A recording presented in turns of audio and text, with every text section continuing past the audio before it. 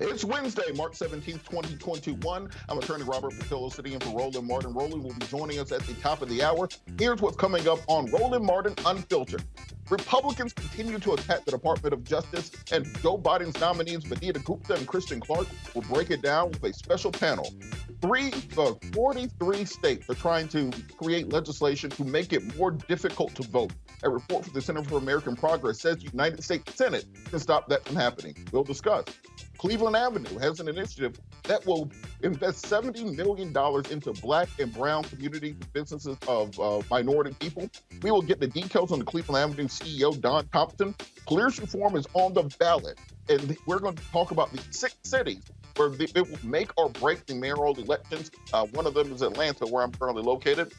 We will also be talking about whether or not embedding social workers into police departments will help to reduce police violence and police brutality. Our panel will weigh in on that. And we're also going to discuss your digital footprint and how that can haunt you in 2021 going forward. Don't let your digital footprint kick you in the butt. We'll be talking to the author of that new book. And I think we're seeing many people be brought down by that right now. Also, we'll have another segment of Crazy A White People. You can't wait to see this guy in action. It's going to be quite an experience, as it always is. It's time to bring the funk on Roland Martin Unfiltered. Let's go. He's got it. Whatever the biz, he's on it. Whatever it is, he's got the scoop, the fact, the find. And when it breaks, he's right on time and it's rolling. Best believe he's knowing. Putting it down from sports to news to politics. With entertainment just for kicks, he's rolling. It's on go, y'all. It's Roland Martin, rolling with Roland now. He's funky, he's fresh, he's real, the best, you know he's Roland Martin now.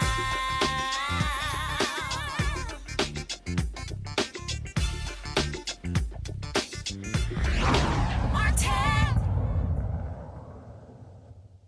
Good afternoon. I'm attorney Robert Patillo, sitting in for Roland Martin until the top of the hour. The GOP is continuing its attacks on Biden nominees Gupta and also Clarke, former of the Lawyers Committee on Civil Rights. As the status of the president's nominees who are Assistant Attorney General loom, Republicans claim that Clarke is not suited for the job as they grow louder. I would like to mention that at one point, Donald Trump appointed as Attorney General a man who was a toilet salesman and that he saw on cable news. He also had Bill Barr as Attorney General, who he saw on Tucker Carlson, and then just made him Attorney General. But yet and still, Republicans are complaining about the qualifications of Gupta and of Clarke. The GOP's lambasting is based on controversial letters Clarke wrote while she was a student at Harvard, and her choice to invite a professor to speak on campus who had written an anti-Semitic book. Attorney General Merrick Garland was grilled on both Clarke and Associate Attorney General nominee of Vanita Gupta's past remarks during his hearing today. Let's take a look.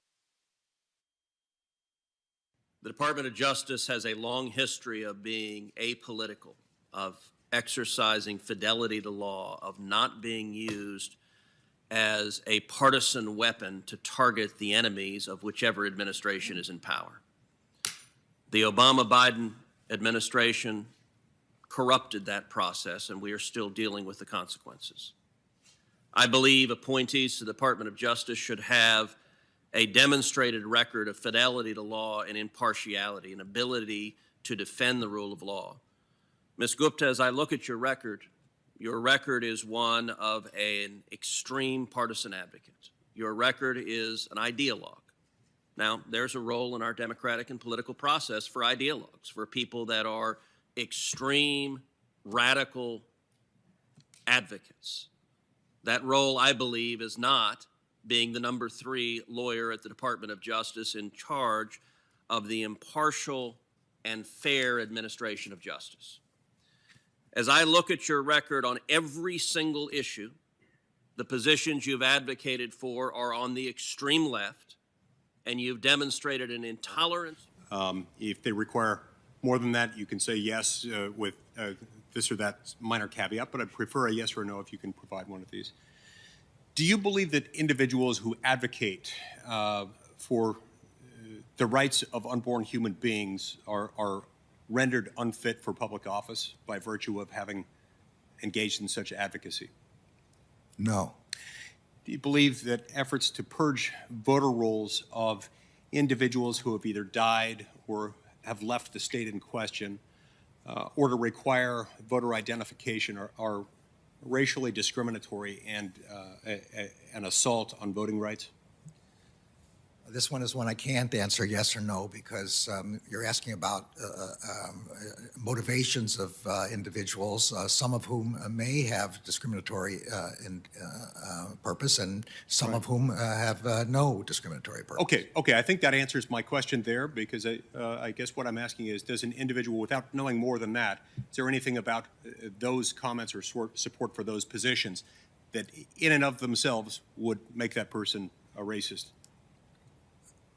or an assault on voting rights? Again, there's nothing about the comment itself, but when there's such a thing as circumstantial evidence, obviously, and if there's enormously disparate impact of things that somebody continues to propose, it's not unreasonable to draw conclusions from that. But the mere fact of the statement, no. Do you believe that Republicans in the United States, and by Republicans I mean as a whole, are determined to, quote, leave our communities to the mercy of people and institutions driven by hate, bigotry, and fear of any threat to the status quo, close quote?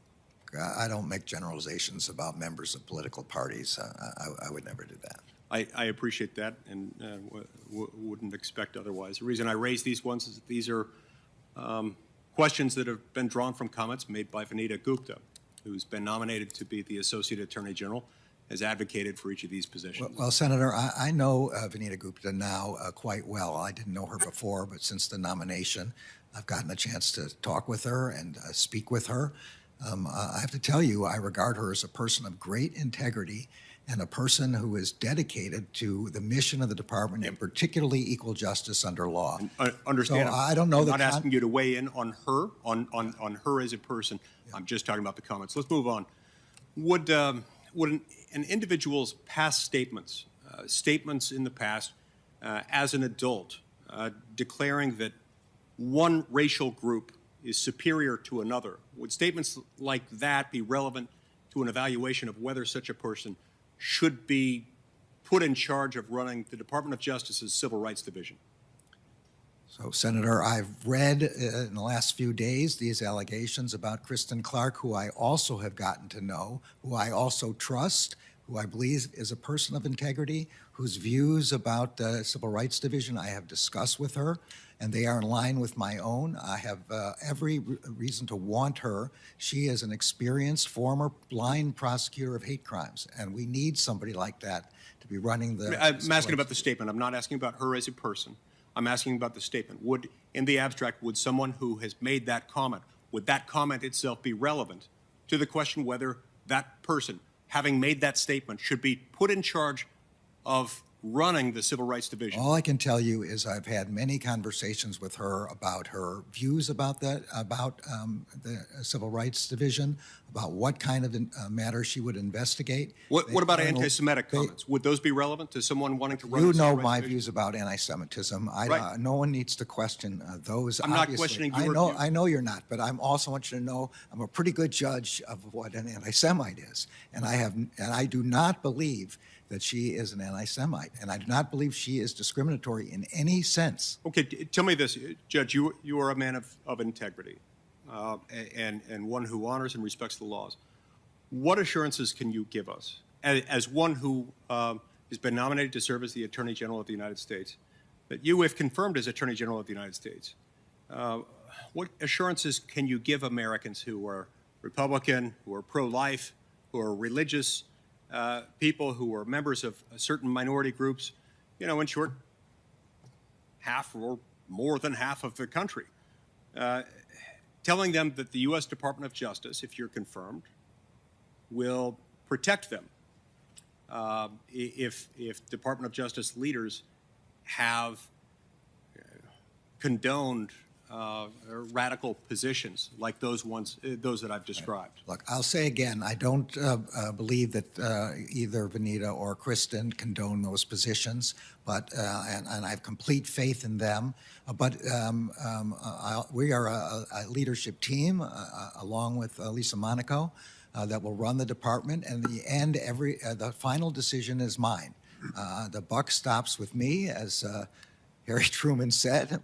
And I will assure the people that you're talking about, I am a strong believer in religious liberty, and there will not be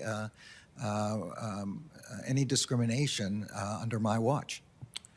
Thank you.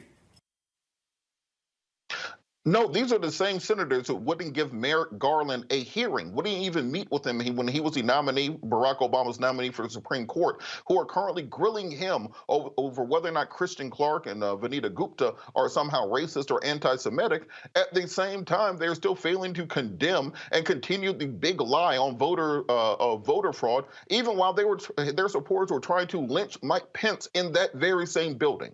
So if it strikes you as disingenuous, join the club. Let's hear Tucker Carlson on this same subject. Let's play the clip of Tucker Carlson on this.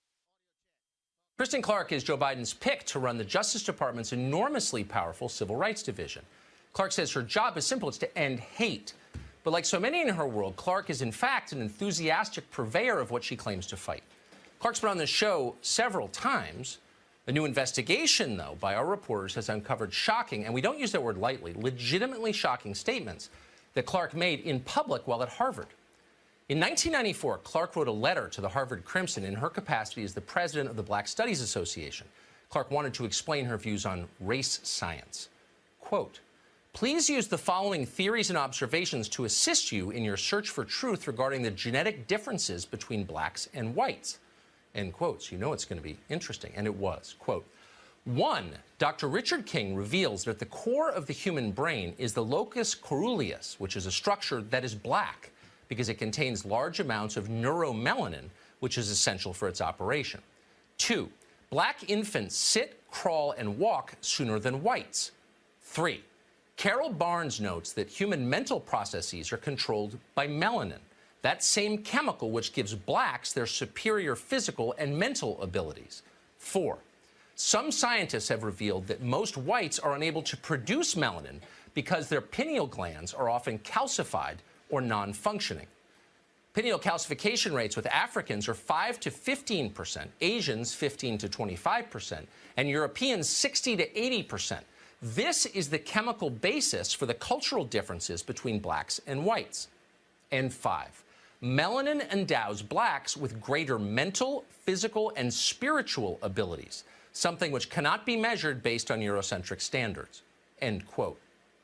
Let that sink in. Melanin endows black people with greater mental, physical, and spiritual abilities. No, that's not an editorial from the Final Call, Louis Farrakhan's free newspaper. That is a direct quote from the person Joe Biden is about to put in charge of this country's civil rights laws. Even at Harvard, crackpot theories like that were considered deranged and dangerous. After an outcry on campus, Kristen Clarke suggested that she didn't necessarily believe what she had written. Now, the Harvard Crimson, a left-wing paper, did not buy that explanation. Well, does she or doesn't she, wrote the editors. So far, she has given us every indication that she does. And indeed, she did. Just a month later, Kristen Clarke invited the noted Trinidadian anti-Semite, Tony Martin, to speak on campus. Martin, then a professor at Wellesley College, was the author of a self-published manifesto called The Jewish Onslaught. In it, Martin chronicled the, quote, escalating Jewish onslaught against black people. Now, for Martin's fans, like Kristen Clarke, Martin's speech at Harvard did not disappoint. He attacked both Jews and Judaism as a religion. Tony Martin spent his final years giving speeches to Holocaust denial organizations on topics such as, quote, tactics of organized Jewry in suppressing free speech, end quote. Kristen Clarke strongly approved of Tony Martin, and we're not speculating, because as she told the Crimson after his speech, quote, Professor Martin is an intelligent, well-versed black intellectual who bases his information on indisputable fact. So again, directly from Kristen Clarke, Tony Martin's anti-Semitism was based on, quote, indisputable fact. Kristen Clarke has never shed these views. They've simply become more sophisticated. Just last year, as a lawyer, Clarke was fighting for the crudest kind of racial discrimination in college admissions. This fall, she said it was, quote, madness for the federal government to take the side of Asian applicants who had provably been denied college admission purely because of their skin color. But tough luck. As far as Kristen Clarke was concerned, those Asians didn't have enough melanin, and melanin is the key. Speaking of madness, in a sane country, someone like Kristen Clarke would be under investigation by the Civil Rights Division, not running it. How crazy have we become? Well, we will see if Clarke's nomination gets to the U.S. Senate. And if it does, we're in serious trouble. Let's remember, Donald Trump's first nominee for Attorney General was Jeff Sessions. Jeff Sessions, who was denied a federal judgeship in 1986 because he was too racist for Ronald Reagan. And at the time, during his confirmation hearings, Jeff Sessions said, and I quote, "The NAACP, the SCLC, Operation Push, the National Council of Churches are all un-American organizations teaching anti-American values." But Republicans and conservatives did not speak out against Jeff Sessions then, as they did not against Bill Whitaker or Bill Barr, Donald Trump's other attorney generals. But when you're trying to address civil rights, now they have a problem. There's a 30-second ad directly attacking these women. Let's see the ad. Murders on the rise, faster than ever before. Biden appoints Vanita Gupta for a top job in the Justice Department. She supports defunding the police, led a group that wants to reduce punishments on white supremacists, even terrorists. When our cities burned, Gupta could have stood for law and order for victims. Instead, she advocated to let convicts out of jail. Biden promised unity, but this is a dangerous appointee at a dangerous time.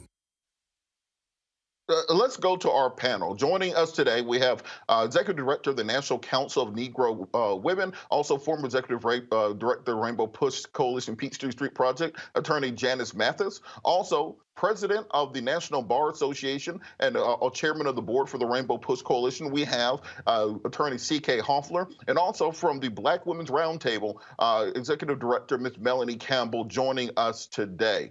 So I want to throw this to the panel. Why are these Republicans suddenly up in arms about Vanita Gupta and the other nominees, but did not have the same outrage for a racist leprechaun like Jeff Sessions or Bill Whitaker or Bill Barr? I'll ask you first, Attorney Mathis.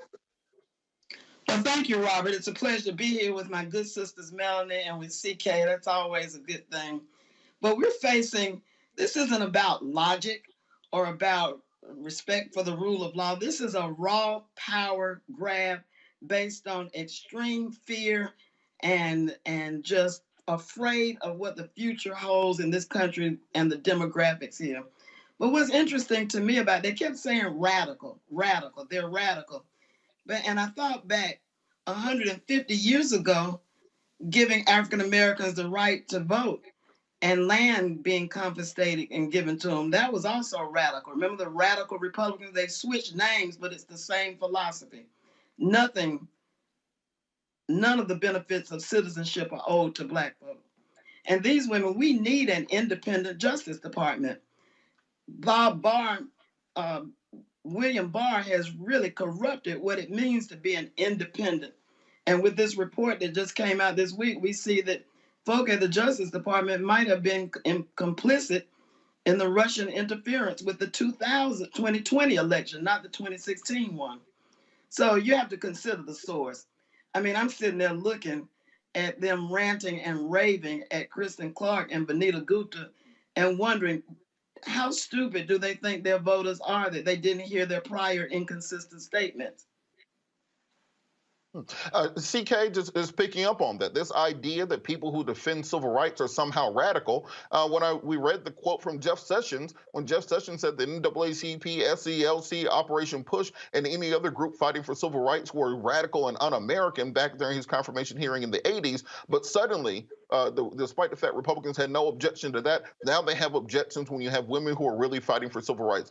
Help us understand what's going on. Well, you can't understand the inexplicable. You can't understand the ridiculous. You can't understand craziness. You can't understand lunacy. It is completely an exercise to me in craziness. Tucker Carlson said craziness. What's crazy is when you have two eminently qualified, intellectually proven women who have trial experience, who have life experience, who have leadership experience, who have worked at the Justice Department, who know their practice areas and subject matters inside out, have a proven track record.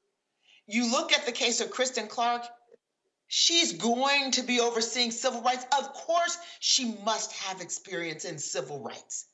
So it is an exercise in lunacy to sit and dissect their backgrounds in the manner in which it's being done, because it's simply based on their race and to some degree gender. It's just, for me, that's completely transparent. It's hypocritical. And frankly, these lawmakers need to be ashamed of themselves. I hope when they go home that someone is putting them in check, because it would be a travesty, although this is a standard playbook. We saw it with Lonnie Guinier. We've seen it before. There's nothing new, but it is sad, it's tragic, and I just hope and pray that the American people this time around make enough calls and put enough pressure on the senators so that these two eminently qualified women are confirmed and will be at the Justice Department. We need high-level, strong people, women like these two in the Justice Department. It is time to stop the craziness, the madness, the racism, and gender bias that we are seeing front center when it comes to these two eminently qualified women. It's simply not justifiable. It's inexcusable. It's not explainable. And I hope and pray that the American public sees through it and that people will impress upon the senators to do the right thing and confirm these two nominees. Melanie, Donald Trump's second attorney general, Bill Whitaker, was a former Iowa football player who worked for a company that patented a special extra large toilet. And that was his qualifications to be attorney general. What does it tell us about white privilege and particularly white male privilege that they had no problems with a football player and toilet salesman being attorney general, but they questioned the qualifications of Ms. Gupta and Ms. Clarke? Thank you, Robert. It's awesome to be here with my sisters. And you, the bottom line is they lost. Okay, I'm like, so you lost. And this President Biden, has the right to put in the people. We know they're qualified. They're eminently qualified. But as Black women and women of color, we always held to a different standard.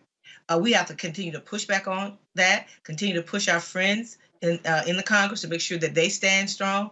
I remember Lonnie Guinier, as was mentioned, how they tried to tear down Alexis Herman when she was up for Department of Labor. And so when we, push for to be able to say, okay, Black women are shooting for what is rightfully positions that we are qualified for. I've worked closely with Kristen and Vanita for years, and these sisters are ready to walk in the door. And I think part of the problem is, Robert, they don't want people to go in the door to know where the bathroom is. That may sound a little simple, but the reality is, if you have worked in that space, you have a great idea, because it hadn't been that long.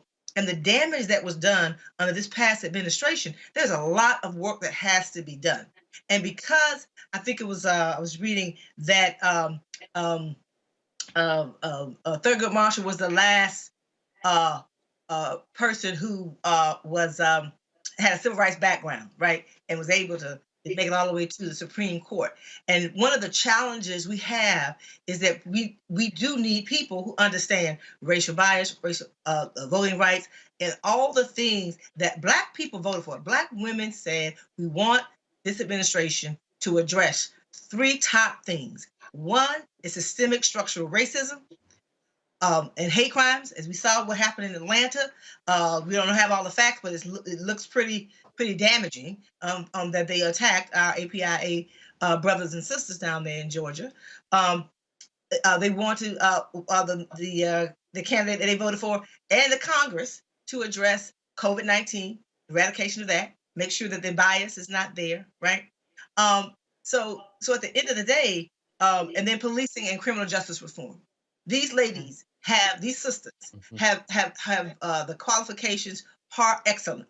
And so at the end of the day, that's why I can remember hearing a lot of Republicans say, and this is not partisan, it's just factual, elections have consequences. So the consequences is the person who got elected should be able, if those people are qualified, and all this shenanigans going on trying to tear down their character, and that's a historical issue for Black people, period, in this country. And we just have to continue to push back on that and make sure that we continue to speak up and speak out. So I'm glad to be a part of the conversation tonight. Absolutely. Joining us now, former chair of the National Bar Association, attorney A. Scott Bolden. Scott, one of the things that we saw during the Jeff Sessions regime as Attorney General was he used the Civil Rights Division of the Justice Department to go after discrimination against whites in college admission, claiming that all of the laws which were put in place to protect minorities were actually used to discriminate against white students. Why do you think Republicans now have such a problem with Kristen Clarke and Vanita Gupta working towards actual enforcement of the civil rights laws that are on the books? Because their par excellence and their readiness to be in the Department of Justice and to lead it is because they've led efforts in this country to make America better. I don't understand why the Republicans are so afraid of excellence and those who have toiled in the fields and led the fight against voter suppression, to lead the fight for more people to vote, to lead the fight against racism and sexism and anti-Semitism, if you will. And you know that because they've got to distort their records, if you will. For example, Ms. Clarke, her letter to the Harvard Crimson was tongue-in-cheek in response to the Bell Curve book that basically said in racial science that white people were smarter than Black people. And so she wrote this piece tongue-in-cheek. Ms. Gupta certainly has the experience, but more importantly, has bipartisan support from not only the largest police union in the country, but also pro-Jewish groups as well. And so that cross-section of support equals their excellence, right? And their work to make America better versus the status quo or to preserve white privilege or what doesn't work for people of color who make up 10 to 15% or more of this country, that's bothersome. But it is the height of hypocrisy and the depth of arrogance, because if you look at Donald Trump, none of these GOP senators had a problem with Donald Trump attacking the DOJ, attacking the Mueller report, attacking investigations on him and his team and his campaign team and what have you. But they reserved their most brutal attacks, misleading and misjudgments on these women of color who are not only qualified, but are fighting to make this country better. It's very sad, very disappointing. All right, we're going to continue to monitor this. Absolutely. We're going to continue to monitor this situation. We're going to go to a commercial break, and we should have Roland on when we come back. So we'll be back after the break.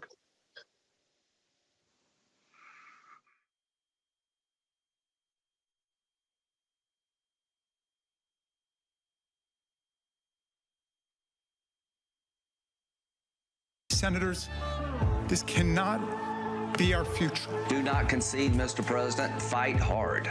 This cannot be the future of America. That's what we got! The force, let's go!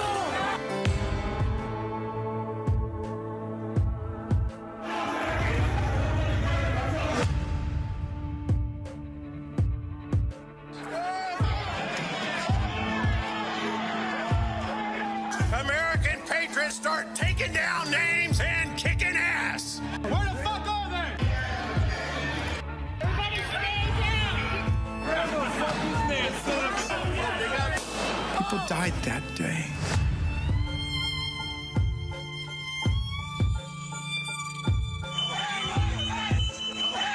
What message will we send the rest of the world?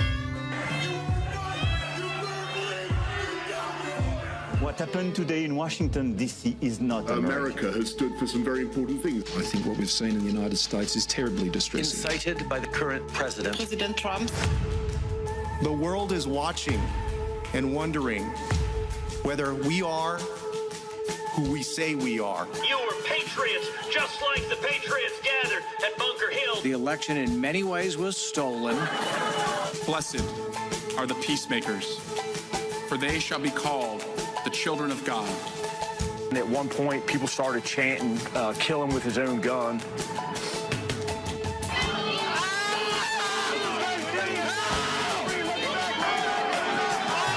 They thought they were going to die. Watching someone use an American flagpole to spear and pummel one of our police officers ruthlessly, mercilessly. We didn't need more witnesses. We needed more senators with spines.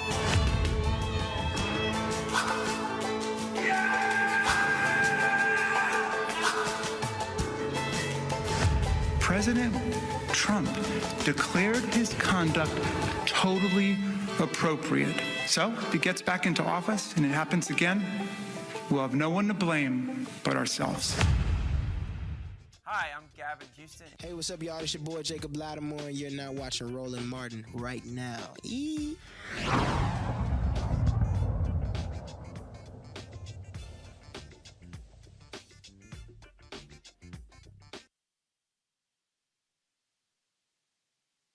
All right, we're coming back. We should have Roland on the line now. Roland, are you there? Yeah, Robert, actually, I'm in your city here in Atlanta. I'm taping the Urban One Honors, and so we're here in Austell, Georgia, and so glad to be here. But so we're literally still taping it, and so that's why I had to come in late, dip in, and dip right back out. So I appreciate you holding it down. Scott, you always talk about wanting to host a show. I trust Robert a lot more than I trust Scott hosting the show. So that's why we got Robert doing it. But it's all good. It's all good. Let's go to our next story, folks. Yeah, appreciate that. Folks, we often talk about the importance of African Americans owning businesses, being entrepreneurs, but it comes down to capital. Well, there's a new private equity firm, Cleveland Avenue, being led by the former CEO of McDonald's, Don Thompson, that is focused on investing in black and other minority-owned businesses, individuals with great ideas, but who traditionally aren't getting access to capital. Don Thompson joins us right now. Don, how you doing? I am good, Roland. How you doing, man? My brother, good to see you. Don't mind Scott Bolden. He's a Kappa. He cannot handle when alphas are running stuff, so we'll deal with him later. We'll just pat him on the head, Don. Hey, you know, Fred, everybody ain't able, but, you know, we're going to do the best we can. Yeah. We'll do the best we can to include them in what we do. So, Don, explain to us really what is Cleveland Avenue? First of all, where does the name come from, Cleveland Avenue? Well, and I think you probably know, Roland, but the name came from, actually, Cleveland Avenue is a street both my wife Liz and I grew up on in Chicago. And it is, it's in the neighborhood that people would normally, it's Cabrini Green on one side, Near North on the other side, neighborhoods people historically said were those kind of neighborhoods that, you know, good things don't necessarily come out of. However, having said that, we were blessed. We called them neighborhoods of love. And so what we wanted to do was call the endeavor that we started 5 years ago, Cleveland Avenue, because it pulls us right back to where we always were and where our hearts and minds still are, which is we have brilliance coming out of those neighborhoods, brilliance coming out of black and brown folks. And we need to make sure that we celebrate that brilliance and support it. Now, this is called the Cleveland Avenue State Treasurer Urban Success Initiative, or CAST US. And so who exactly will we be targeting? Will it just be there in Chicago? Will it be all across Chicago or just parts of Chicago? Or will you be investing in companies across the country? Well, right now, bro, it's this is our third fund. So we have Cleveland Avenue Food and Beverage Fund 1. We have number 2 that we've started. Actually, 1, people are familiar with us from investing in things like Beyond Meat, Farmer's Fred, Somers, Red Bay Coffee with Cable Conte. So people remember that one and they know about food and beverage. Cast Us is our first, what we would call, it's the first fund that is focused on making sure that we are supporting fully our Black and brown entrepreneurs, our women entrepreneurs. So 75% of this fund is focused on the south and west sides of the city of Chicago. 75% of this fund will be focused on Black and brown entrepreneurs. And at least half of this fund is going to go to women entrepreneurs. And so we are very, very focused on being able to support that group, because as you look at it today, Black and brown entrepreneurs represent roughly less than 2% of all venture capital investments. That's it, 2%. Women are in the high single digits. And so when you look at the combination of that, think about Black and brown women as well and where they fit. So our fund is focused on Black and brown men and women entrepreneurs, and very, very focused on ensuring that we can support them and the ideas that they have for their businesses. Don, last night we had a 2-hour conversation talking about the future of Black media. And one of the things that we talked about was the lack of advertising support that goes to Black businesses. And it really spoke to how Black advertising agencies are also being choked off. And what, at the end of the day, when we think about Dr. King and, of course, the last 5 years of his life, we look at Operation Breadbasket, he was talking about the economic piece, economic rights, or as what John Hope Bryant calls silver rights. You've been CEO of a worldwide company like McDonald's. And at the end of the day, the only way we can truly have a direct impact is when we are a part of this economic engine, and that's through owning. Absolutely, bro. I mean, this goes back, a long, long time. We've had advocates that have talked about the economics and economic development and economic empowerment.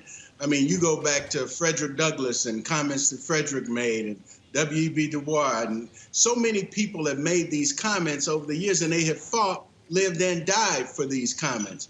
The reality of it is, unless there is economic development and economic achievement within our communities, we will never have a sustained economic power in order to be able to support sustained wealth and wealth generation. And so as we look at the collective there, it's so important that we support our entrepreneurs and to really look at some of the businesses that we've already supported. So we've got 6 companies we've already invested in.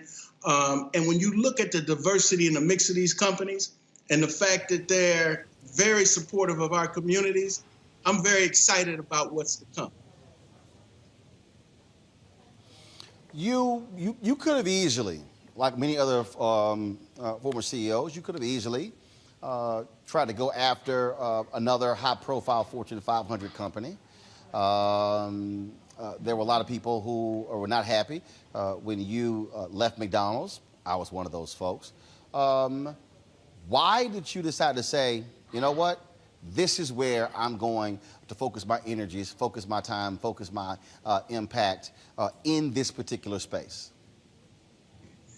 Bro, you and I talked quite a few times before. I had a wonderful 25 years with McDonald's, and we achieved much during that time relative to things we were able to do with each other in a broader diversity aspect at that point in time. There was a lot of things that we were able to do. Having said that, I've always coached people, and I said, when you get to a point where you believe that what you're doing in the day-to-day is not full achievement of who you are or what God has blessed you to be, then you probably need to pursue that. And so that was what I wanted to do. And I was supported by my wife, Liz, who really goaded me on to say, look, why don't you go ahead and do what you really want to do? And so for us, this was a passion point. This was something that I thought we could do and we could do well. One, we could build and develop a business that had a lot of people that look just like me and you, a lot of Black folks, a lot of brown folks that are focused in the financial investment arena around venture capital. That was one. Two, we could amass a group of individuals with expertise that was so resound that we could support businesses of all color in terms of their achievement of the goals that they had, both financially as well as from a consumer and a social impact perspective relative to whether it be the environment or economic development. And the third thing was that we would create a model by which it could be a bit of a beacon. It would say, we are as capable as anyone and more capable in many regards of being able to drive businesses and derive growth and capital relative to various industries and spaces. And so, you know, for me, this was a passion thing. And I could have stayed, yes, and I know the media twisted it all up at McDonald's, but I do believe that this was my calling. And so, you know, I'm blessed, man. Liz and I both are blessed to follow our dreams and do what we wanted to do. All right, questions from our panelist, Scott Bolden. Your question for Don Thompson. Yeah, Don, I love the project, and I certainly love the purpose. And having a social impact and generating revenues for the community or for your family certainly don't have to be inconsistent with one another. When you're looking at companies to invest, which comes first, turning a profit or having social impact, or both? So thank you very much, Scott. It's interesting because I refer to it as impact, and social impact is one of the outcomes and outgrowths. But these are businesses. These are businessmen and women who have viable concepts, viable initiatives, who have walked into banks and other funding environments and have not been able to achieve the capital levels and requirements that they have to move their businesses. And so from our perspective, what we're merely doing is the same thing we've done with some of our other investments along the way, because we're going to wrap, yes, they have capital. We're wrapping resources around them. We're leveraging our relationships. And so what we want to do is this is a business fund. It's a venture capital fund. Now, having said that, we know that the impact that we're able to have because of our intentional and unapologetic focus, we know that that impact is also impacting our communities, and that our entrepreneurs are much more mindful of the impact that they have on the south and west sides of the city of Chicago and on our broader Black and brown communities and women communities as well. So I would tell you that they go hand in hand. Not one does not lead the other. And if you looked at our team at Cleveland Avenue, you'd realize that as soon as you came in. I mean, there's a lot of Black and brown folks up in Cleveland Avenue. Why? And they're leading marketing, communications, our investment relations, investor relations. So we're very, very focused, man, on the mission of just putting the right spotlight on the folks who are already bright, talented, and just need some support. And happen to be Black. They just happen to be Black. They're experts in their field. Yeah. Thank you. Thank you. Nobody has to qualify them. You know, they compete across the board. You know, this is not a gift. Robert, and people think, okay, Don, is this a donation? Is this a grant? No, these are investments in capable businessmen and women. That's right. That's right. That's right. No doubt. Absolutely. Robert, your question for Don.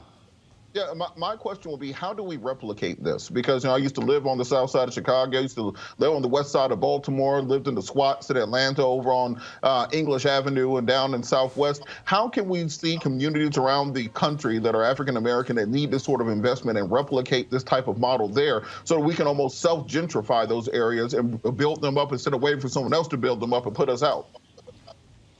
Robert, I'm so glad, brother, that you asked that question, because one of the reasons that this was put together the way it was, and I'll speak to it, is because I also wanted to create a model.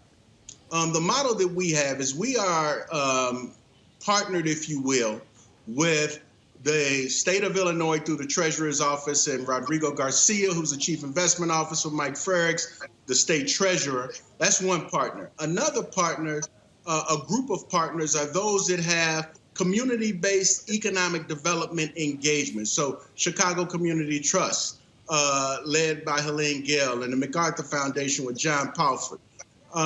And with them, and then we have a couple financial institutions. We've got the Joyce Foundation, and then we've got about 5 family foundations. So why did we put it together that way? It was intentional. It was meant to say that you too, venture capital group, PE group, can partner in the same way to provide not just capital resources, but expertise resources, and lend your relationships to support these entrepreneurs. All right. And we'll share Don with whoever Thompson, wants to see. that's certainly Well, Don, I think it's a great initiative. It is important that, again, we have access to those dollars because the reality is this here. Pre-COVID, there were 2.6 million black-owned businesses in this country. 2.5 million, as we talk about all the time on this show, had one employee doing average revenue of $54,000. The biggest issue we're talking about is capacity. And that is if you can't grow capacity, then you can't thrive and build in this country, in this economy. And so this type of investment is important for these businesses. And so certainly good luck with it and keep us abreast of how it's going.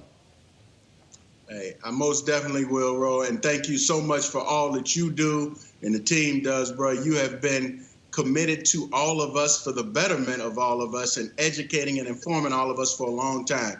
And so just appreciate you continuing to wave and the banner and carry the flag, bro.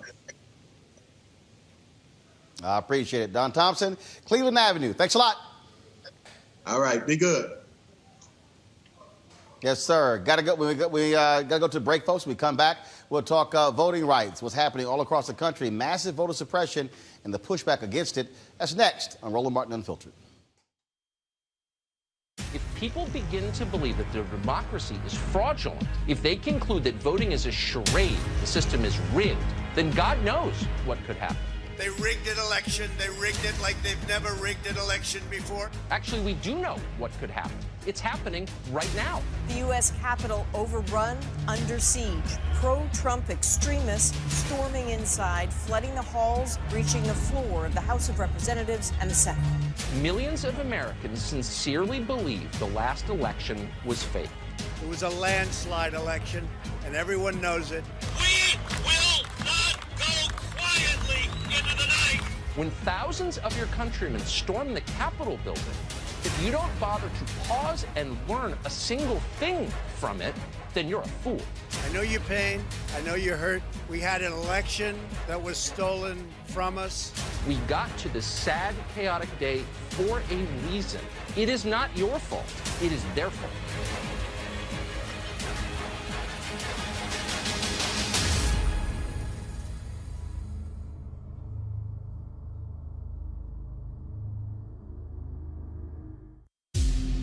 Donald Trump is not done dividing America. He's come out of hiding to find his old friend, the spotlight. On Sunday, he took the stage at the Conservative Political Action Conference in Orlando, Florida, where he lobbed insults, spread conspiracies, and lied. Immediately, this election was rigged, and the Supreme Court... The same things he's done for 4 years, with no concern for the destruction he leaves behind. He'll get the attention he craves. After all, even condemning him feeds his insatiable need to be seen. Which is why it's more important than ever to remind ourselves that in November, one thing became clear. America is not Donald Trump. America is the people whose names you may never hear, whose only fame will be among those whose lives they touch, but who are the best of America, all the same. They're doctors, nurses, healthcare workers, the people working tirelessly to get every American vaccinated against COVID-19. They're the disaster relief workers and first responders, holding up their Texas neighbors during the harshest winter the state has ever seen. They're the people who show up, lend a hand, and give a damn when their fellow Americans are in need. Remember them. The lives they lead are the best proof that Trump is a liar. Because America's greatness comes from us, not him. The Lincoln Project is responsible for the content of this. Black TV does matter, dang it. Hey, what's up, y'all? It's your boy Jacob Lattimore, and you're now watching Roland Martin right now. Yee.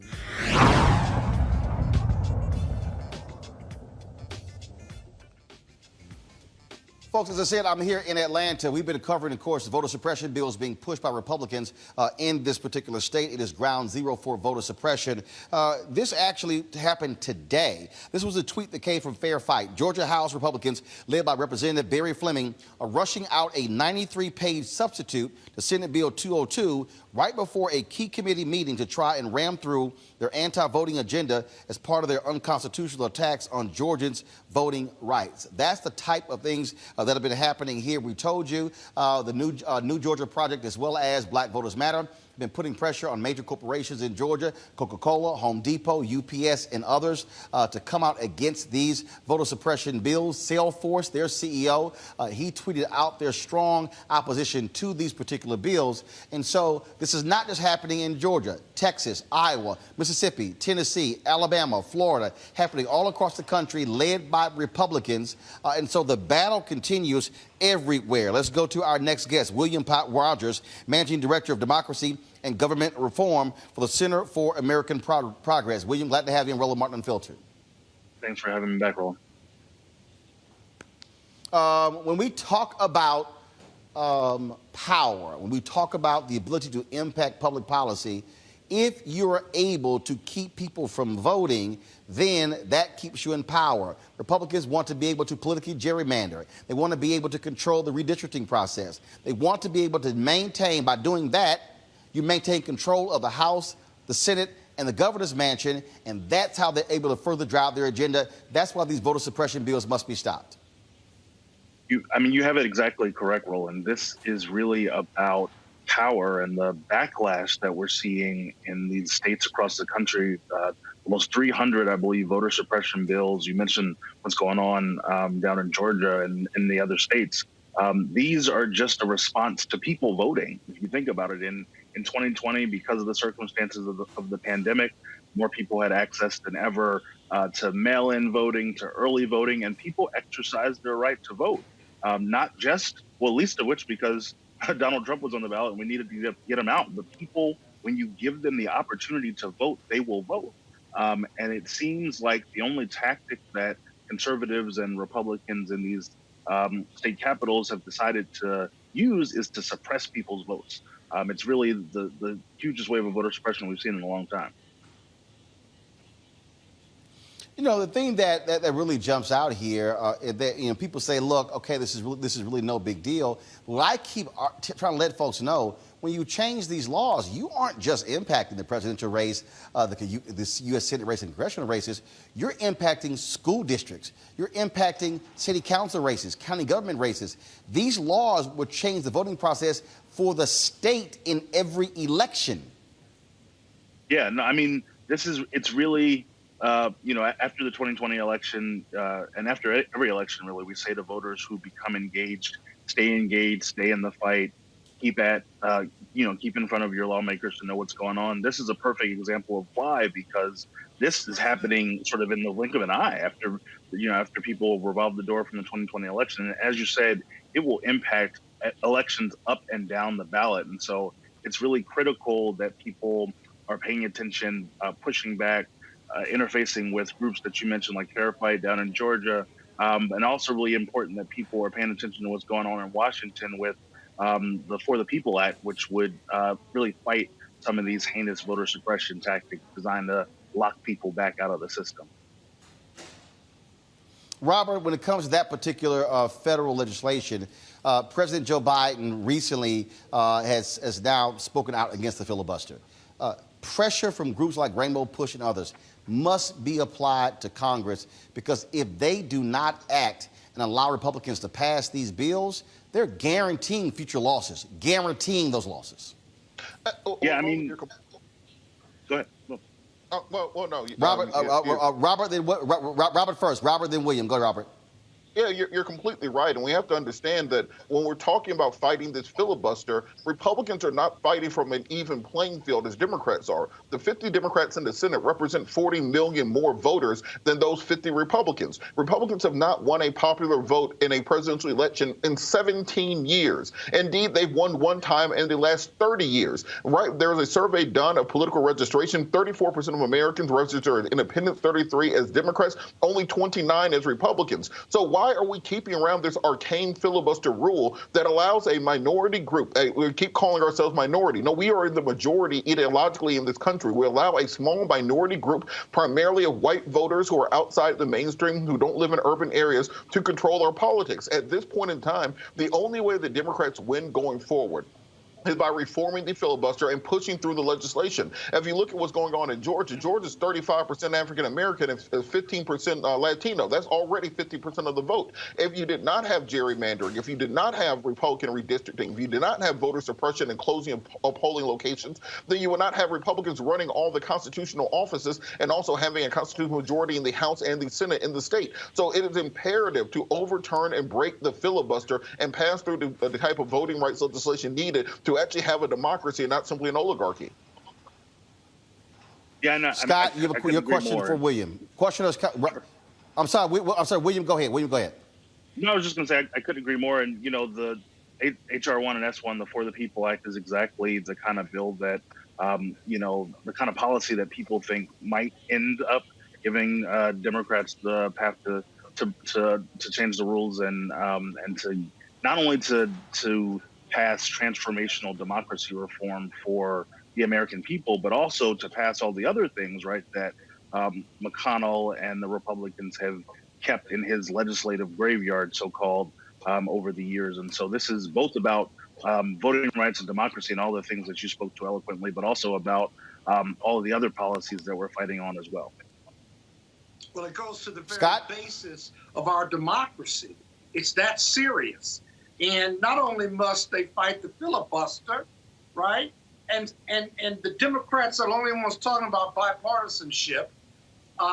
We need to be talking about these 5 open Senate races and surviving 2022 and adding seats, not losing seats, and reversing that political trend. Because if you don't fight the filibuster now and get this voter legislation passed at the federal level, you may not have another chance to do it.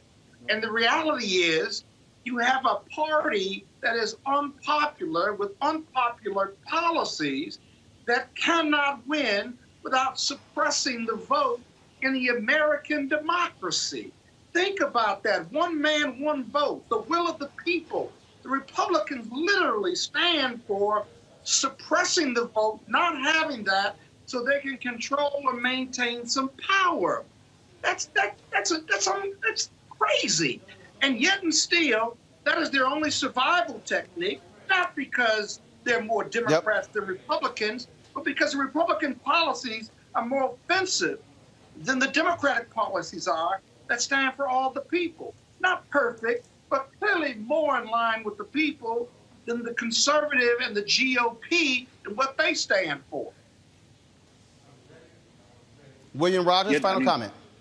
Yeah, definitely. You know, I would just say that the things that are in the For the People Act, the things that we talked about, are things that would help Republican voters also, right? The things that help Republican voters in 2020. We're talking about expanding mail-in ballots, expanding not just early voting, but, you know, automatic voter registration. And the way that these bills are tailored at the state level cut right to the heart of this, right? They're trying to take away the power of predominantly Black and brown voters, right? With trying to take away the ability to do souls to the polls and things like that. And so all these things are connected. As you said, this is about power for conservatives in Congress, and they would even disenfranchise their own voters further in order to stop what they see as a threat, which is people voting, right?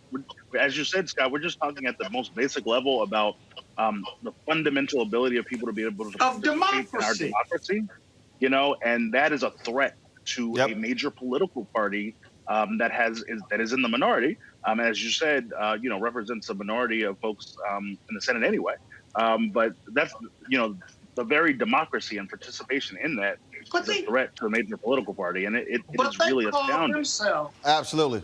They call themselves the Patriots. That's another great irony of this this juxtaposition we find ourselves in. Yeah, but they're not. But they're not. William Rogers, Citizens for American Progress. We certainly appreciate it, William. Thanks a lot. No problem. Good to see you. William, thanks a lot. Folks, today on the United States Senate floor, Raphael Warnock, the U.S. Senator from Georgia, gave his first floor speech and gave a powerful speech on the issue of voting rights. This is what he had to say. President, the Senator from Georgia. Mr. President, before I begin my formal remarks, I want to pause to condemn the hatred and violence that took 8 precious lives last night in metropolitan Atlanta. I grieve with Georgians, with Americans, with people of love all across the world. This unspeakable violence visited largely upon the Asian community is one that causes all of us to recommit ourselves to the way of peace, an act of peace that prevents these kinds of tragedies from happening in the first place. We pray for these families. Mr. President, I rise here today as a proud American and as one of the newest members of the Senate in awe of the journey that has brought me to these hallowed halls, and with an abiding sense of reverence and gratitude for the faith and sacrifices of ancestors who paved the way.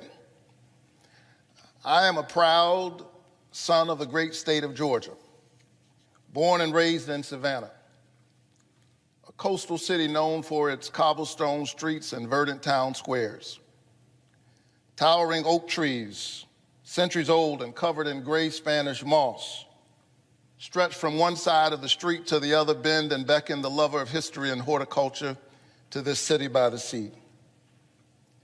I was educated at Morehouse College, and I still serve in the pulpit of the Ebenezer Baptist Church, both in Atlanta, the cradle of the civil rights movement. And so, like those oak trees in Savannah, my roots go down deep, and they stretch wide in the soil of Waycross, Georgia, and Burke County, and Scriven County. In a word, I am Georgia, a living example and embodiment of its history and its hope, of its pain and promise, the brutality and possibility. Mr. President, at the time of my birth, Georgia's 2 senators were Richard B. Russell and Herman E. Talmadge, both arch segregationists and unabashed adversaries of the civil rights movement. After the Supreme Court's landmark Brown versus Board ruling outlawing school segregation, Talmadge warned that blood will run in the streets of Atlanta. Senator Talmadge's father, Eugene Talmadge, former governor of our state, had famously declared, "The South loves the Negro in his place, but his place is at the back door." When once asked how he and his supporters might keep black people away from the polls, he picked up a scrap of paper and wrote a single word on it: pistols. Yet there is something in the American covenant, in its charter documents, and its Jeffersonian ideals that bends toward freedom. And led by a preacher and a patriot named King, Americans of all races stood up. History vindicated the movement that sought to bring us closer to our ideals, to lengthen and strengthen the cords of our democracy. And I now hold the seat, the Senate seat, where Herman E. Talmadge sat. And that's why I love America. I love America because we always have a path to make it better, to build a more perfect union. It is a place where a kid like me who grew up in public housing, first college graduate in my family, can now stand as a United States Senator. I had an older father. He was born in 1917. Serving in the Army during World War II, he was once asked to give up his seat to a young teenager while wearing his soldier's uniform. They said making the world safe for democracy. But he was never bitter. And by the time I came along, he had already seen the arc of change in our country. He maintained his faith in God and in his family and in the American promise, and he passed that faith on to his children. My mother grew up in Waycross, Georgia. You know where that is? It's way across Georgia. And like a lot of black teenagers in the 1950s, she spent her summers picking somebody else's tobacco and somebody else's cotton. But because this is America, the 82-year-old hands that used to pick somebody else's cotton went to the polls in January and picked her youngest son to be a United States Senator. Ours is a land where possibility is born of democracy, a vote, a voice, a chance to help determine the direction of the country and one's own destiny within it, possibility born of democracy. That's why this past November and January, my mom and other citizens of Georgia grabbed hold of that possibility and turned out in record numbers, 5 million in November, 4.4 million in January, far more than ever in our state's history. Turnout for a typical runoff doubled. And the people of Georgia sent their first African-American senator and first Jewish senator, my brother John Ossoff, to these hallowed halls. But then what happened? Some politicians did not approve of the choice made by the majority of voters in a hard-fought election in which each side got the chance to make its case to the voters. And rather than adjusting their agenda, rather than changing their message, they're busy trying to change the rules. We are witnessing right now a massive and unabashed assault on voting rights unlike anything we've ever seen since the Jim Crow era.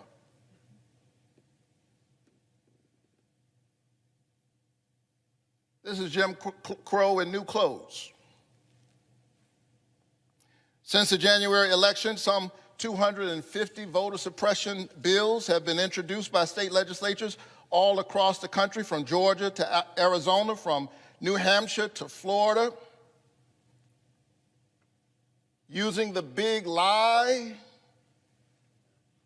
of voter fraud as a pretext for voter suppression. The same big lie that led to a violent insurrection on this very Capitol the day after my election. Within 24 hours, we elected Georgia's first African-American Jewish senator, and hours later, the Capitol was assaulted. We see in just a few precious hours the tension very much alive in the soul of America. And the question before all of us at every moment is, what will we do to push us in the right direction? And so politicians driven by that big lie aim to severely limit and in some cases eliminate automatic and same-day voter registration, mail-in and absentee voting, and early voting and weekend voting. They want to make it easier to purge voters from the voting roll altogether. And as a voting rights activist, I've seen up close just how draconian these measures can be. I hail from a state that purged 200,000 voters from the roll one Saturday night, in the middle of the night. We know what's happening here. Some people don't want some people to vote.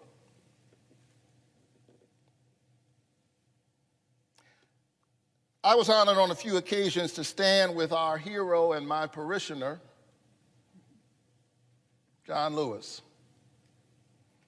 I was his pastor, but I'm clear he was my mentor. On more than one occasion, we boarded buses together after Sunday church services as part of our Souls to the Polls program, encouraging the Ebenezer Church family and communities of faith to participate in the democratic process. Now, just a few months after Congressman Lewis's death, there are those in the Georgia legislature, some who even dared to praise his name, that are now trying to get rid of Sunday Souls to the Polls, making it a crime for people who pray together to get on a bus together in order to vote together. I think that's wrong. Matter of fact, I think that a vote is a kind of prayer for the kind of world we desire for ourselves and for our children. And our prayers are stronger when we pray together. To be sure, we have seen these kinds of voter suppression tactics before. They are a part of a long and shameful history in Georgia and throughout our nation. But refusing to be denied, Georgia citizens and citizens across our country brave the heat and the cold and the rain, some standing in line for 5 hours, 6 hours, 10 hours, just to exercise their constitutional right to vote. Young people, old people, sick people, working people, already underpaid, forced to lose wages to pay a kind of poll tax while standing in line to vote. And how do some politicians respond? Well, they're trying to make it a crime to give people water and a snack as they wait in lines that are obviously being made longer by their draconian actions. Think about that. Think about that. They're the ones making the lines longer through these draconian actions. And then they want to make it a crime to bring grandma some water while she's waiting in a line that they're making longer. Make no mistake, this is democracy in reverse. Rather than voters being able to pick the politicians are trying to cherry pick their voters. I say this cannot stand. And so I rise, Mr. President, because that sacred and noble idea, one person, one vote, is being threatened right now. Politicians in my home state and all across America, in their craven lust for power, have launched a full-fledged assault on voting rights. They are focused on winning at any cost, even the cost of the democracy itself. And I submit that it is the job of each citizen to stand up for the voting rights of every citizen. And it is the job of this body to do all that it can to defend the viability of our democracy. And that's why I am a proud co-sponsor of the For the People Act, which we introduced today. The For the People Act is a major step in the march toward our democratic ideals, making it easier, not harder, for eligible Americans to vote by instituting common sense pro-democracy reforms, like establishing national automatic voter registration for every eligible citizen, and allowing all Americans to register to vote online and on Election Day, requiring states to offer at least 2 weeks of early voting, including weekends, in federal elections, keeping Souls to the Polls programs alive, prohibiting states from restricting a person's ability to vote absentee or by mail, and preventing states from purging the voter rolls based solely on unreliable evidence like someone's voting history, something we've seen in Georgia and other states in recent years. And it would end the dominance of big money in our politics and ensure our public servants are there serving the public. Amidst these voter suppression laws and tactics, including partisan and racial gerrymandering, and in a system awash in dark money and the dominance of corporatist interests and politicians who do their bidding, the voices of the American people have been increasingly drowned out and crowded out and squeezed out of their own democracy. We must pass for the people so that the people might have a voice. Your vote is your voice, and your voice is your human dignity. But not only that, we must pass the John Lewis Voting Rights Advancement Act. You know, voting rights used to be a bipartisan issue. The last time the voting rights bill was reauthorized was 2006. George W. Bush was president, and it passed this chamber 98-0. But then in 2013, the Supreme Court rejected the successful formula for supervision and pre-clearance contained in the 1965 Voting Rights Act. They asked Congress to fix it. That was nearly 8 years ago. And the American people are still waiting. Stripped of protections, voters in states with a long history of voter discrimination and voters in many other states have been thrown to the winds. We Americans have noisy and spirited debates about many things, and we should. That's what it means to live in a free country.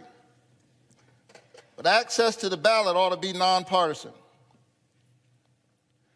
I submit that there should be 100 votes in this chamber for policies that will make it easier for Americans to make their voices heard in our democracy. Surely, there ought to be at least 60 in this chamber who believe, as I do, that the four most powerful words uttered in a democracy are "the people have spoken." Therefore, we must ensure that all of the people can speak. But if not, we must still pass voting rights. The right to vote is preservative of all other rights. It is not just another issue alongside other issues. It is foundational. It is a reason why any of us has the privilege of standing here in the first place. It is about the covenant we have with one another as an American people, e pluribus unum, out of many one. It, above all else, must be protected. And so let's be clear. I'm not here today to spiral into the procedural argument regarding whether the filibuster in general has merits or has outlived its usefulness. I'm here to say that this issue is bigger than the filibuster. I stand before you saying that this issue, access to voting and preempting politicians' efforts to restrict voting, is so fundamental to our democracy that it is too important to be held hostage by a Senate rule, especially one historically used to restrict expansion of voting rights. It is a contradiction to say we must protect minority rights in the Senate while refusing to protect minority rights in the society. Colleagues, no Senate rule should overrule the integrity of our democracy. And we must find a way to pass voting rights whether we get rid of the filibuster or not.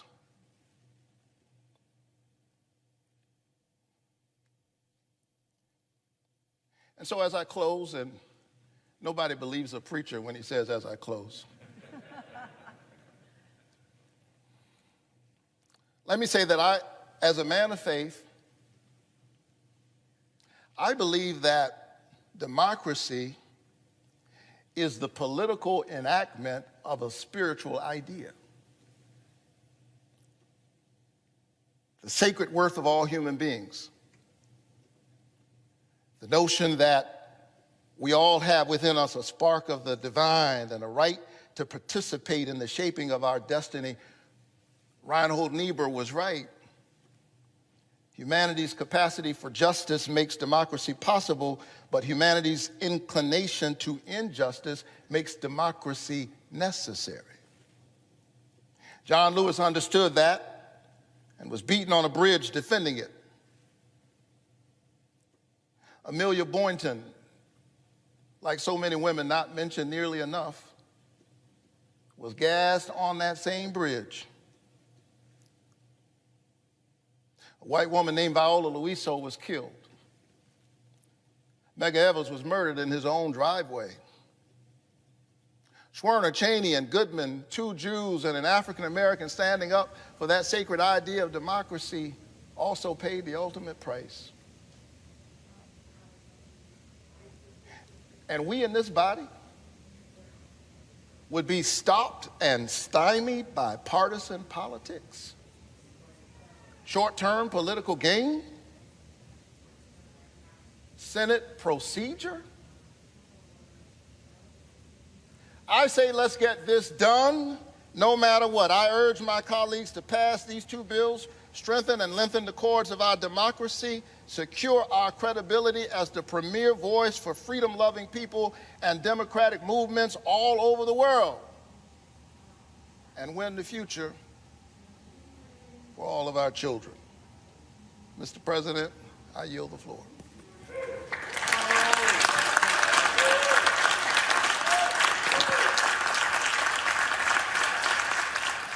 That was Senator Raphael Warnock, my senator here in Georgia, also my pastor at Ebenezer Baptist Church, giving a powerful address in the defense of voting rights in the United States Senate today.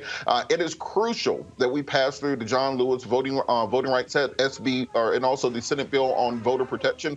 We are seeing across the country attacks on the right to vote, and it's very important for everyone to contact their senators, join civic organizations, fight back against voter suppression. Again, we represent the majority, and we have to stop allowing a dedicated minority to prevent us from progressing forward. Got to thank the guests today, A. Scott Bolden, Janice Mathis, C.K. Hoffler, Melanie Campbell for joining us.